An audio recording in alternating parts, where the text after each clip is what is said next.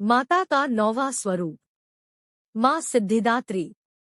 माँ दुर्गाजी की नौवीं शक्ति का नाम सिद्धिदात्री है। ये सभी प्रकार की सिद्धियों को देने वाली है। नवरात्र पूजन के 9वें दिन इनकी उपासना की जाती है। इस दिन शास्त्रीय विधि विधान और पूर्ण निष्ठा के साथ साधना करने वाले साधक को सभी सिद्धियों की प्राप्ति हो जाती है। सृष्टि में कुछ भी उसके लिए अगम्य नहीं रह जाता है। ब्रह्मांड पर पूर्ण विजय प्राप्त करने की सामर्थ्य उसमें आ जाती है। मार्कंडेय पुराण के अनुसार अणिमा, महिमा, गरिमा, लघिमा, प्राप्ति, प्राकाम्य, ईशित्व और वशित्व ये 8 सिद्धियां होती है। ब्रह्मवैवर्त पुराण के श्री कृष्ण जन्म खंड में यह संख्या 18 बताई गई है। इनके नाम इस प्रकार है।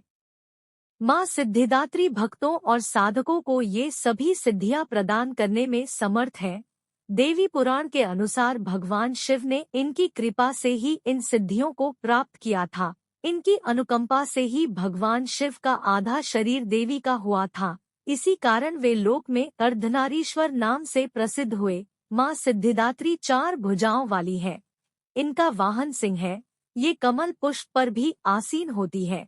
इनकी दाहिनी तरफ के नीचे वाले हाथ में कमल पुष्प है। प्रत्येक मनुष्य का यह कर्तव्य है कि वह माँ सिद्धिदात्री की कृपा प्राप्त करने का निरंतर प्रयत्न करे, उनकी आराधना की ओर अग्रसर हो। इनकी कृपा से अनंत दुख रूप संसार से निर्लिप्त रहकर सारे सुखों का भोग करता हुआ वह मोक्ष को प्राप्त कर सकता है। नवदुर्गाओं में माँ सिद्धिदात्री अंतिम है। अन्य 8 दुर्गाओं की पूजा उपासना शास्त्रीय विधि विधान के अनुसार करते हुए भक्त दुर्गा पूजा के 9वें दिन इनकी उपासना में प्रवृत्त होते हैं। इन सिद्धिदात्री माँ की उपासना पूर्ण कर लेने के बाद भक्तों और साधकों की लौकिक पारलौकिक सभी प्रकार की कामनाओं की पूर्ति हो जाती है। सिद्धिदात्री माँ के कृपापात्र भक्त के भीतर कोई ऐसी कामना शेष बचती ही नहीं है जिसे वह पूर्ण करना चाहे। वह सभी सांसारिक इच्छाओं, आवश्यकताओं और स्पृहाओं से ऊपर उठकर मानसिक रूप से माँ भगवती के दिव्य लोकों में विचरण करता हुआ उनके कृपारस पीयूष का निरंतर पान करता हुआ विषभोग शून्य हो जाता है। माँ भगवती का परम सान्निध्य ही उसका सर्वस्व हो जाता है। इस परम पद को पाने के बाद उसे अन्य किसी भी वस्तु की आवश्यकता नहीं रह जाती। माँ के चरणों का यह सान्निध्य प्राप्त करने के लिए भक्त को निरंतर नियमनिष्ठ रहकर उनकी उपासना करने का नियम कहा गया है।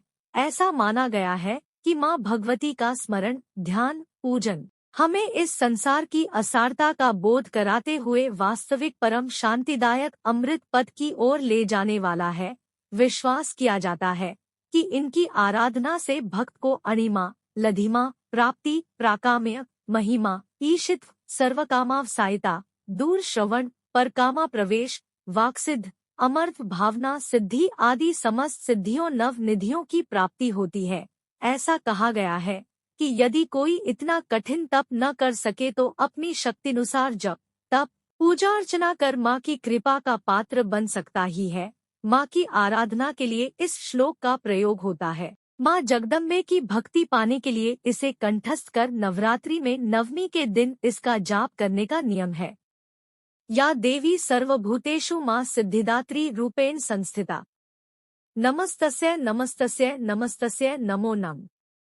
अर्थ, हे माँ सर्वत्र विराजमान और माँ सिद्धिदात्री के रूप में प्रसिद्ध अम्बे, आपको मेरा बार बार प्रणाम है, या मैं आपको बारंबार प्रणाम करता हूँ। हे माँ, मुझे अपनी कृपा का पात्र बनाओ। जय माँ सिद्धिदात्री।